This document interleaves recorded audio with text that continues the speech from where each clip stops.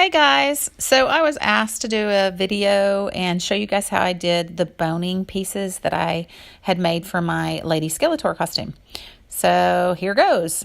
What you see right now is just a piece of EVA foam, which I'm dremeling to put a socket down the middle of it so it looks like the picture reference of the boning structure that I'm going for.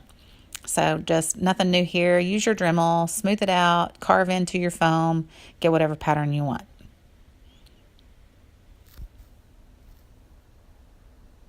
All the edges, make sure they're good and smooth. Then I hit it with a heat gun. Make sure everything smooths out really nicely. It closes all the pores and it gives me a really nice smooth surface.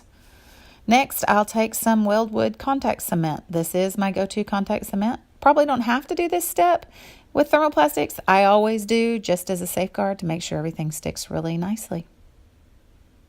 So coat it and set it to the side to dry. Okay, so what you see here is a product called Wonderflex. It's a thermoplastic, just like Warbla and other thermoplastics that are out on the market, except for it has a meshing on the back of it, so it is a little bit different. I've loved working with it. It gave a great texture for this project. As you can see, I'm just cutting with a pair of scissors, just jagging across the top. Really, there's no pattern to it, just jagging. And then cutting it into about 1-inch strips until I feel like I have enough stripping to cover the boning structure. So yeah, just cut, jag, repeat. Easy peasy. Right here, all I'm doing is just making sure that the contact cement is completely dry before I start heating up the thermoplastic. So just take a piece of it, just like any other thermoplastic, you heat it and it gets soft. So I'm just wrapping it around the EVA foam. And yes, that is a marker. That's what I use to sculpt with on my thermoplastics and to smooth out my edges. It just really gives me a really nice finish. So take another piece, you heat it up, you wrap it around, and what I'm doing is, while it's warm, mashing down where the seams and the lines are underneath each other and pressing it into each other. So it presses those lines out and smooths it out really nicely, and you really cannot see the lines through each other after you do this. So putting a piece on, going over it, making sure that the lines and the sides are adhered really well, and wrapping it around the piece, and then just repeating step by step the same thing. So heat, repeat, smash it on there, make sure it looks really nice. It stays warm longer than some of the other thermoplastics that are on the market, so the underneath pieces don't cool off quite as quickly as some of the other thermoplastics, which I kind of liked for this. So it made it easy for it to stick to each other, adhere to each other, and for me to smooth out those lines without additional heating. So you can find Wonderflex online at wonderflexworld.com.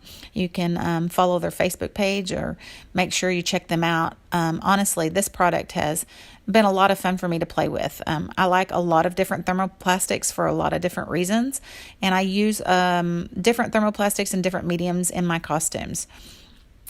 Thermoplastics are fantastic. Wonderflex is fantastic. Again, the structural integrity that the meshing gives on the back of it has been really nice.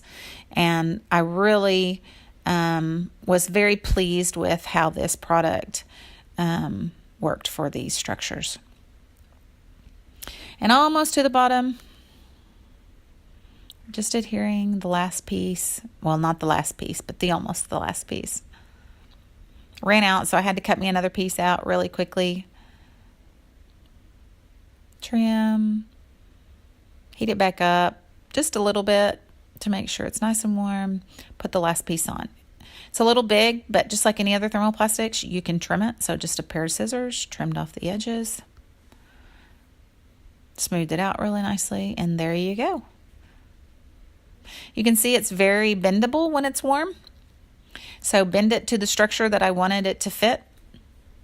So what you see right now is I just took my wood burning tool. So this is a tip that I have on my wood burning tool, and I'm just using it to carve in any of the jags, any of the rivets, divots that you see along kind of the edging of bone structures. So as you can see on my phone over to the side, I was using it as a reference to kind of see how they had it carved in the picture reference, and so that was kind of what I was going for. So just like any other thermoplastic, since it's a thermoplastic, any heat utensil, so you could use a wood burning tool, you can use anything that is heatable to imprint into the thermoplastic, and then once it is cooled off, it will keep that shape and form.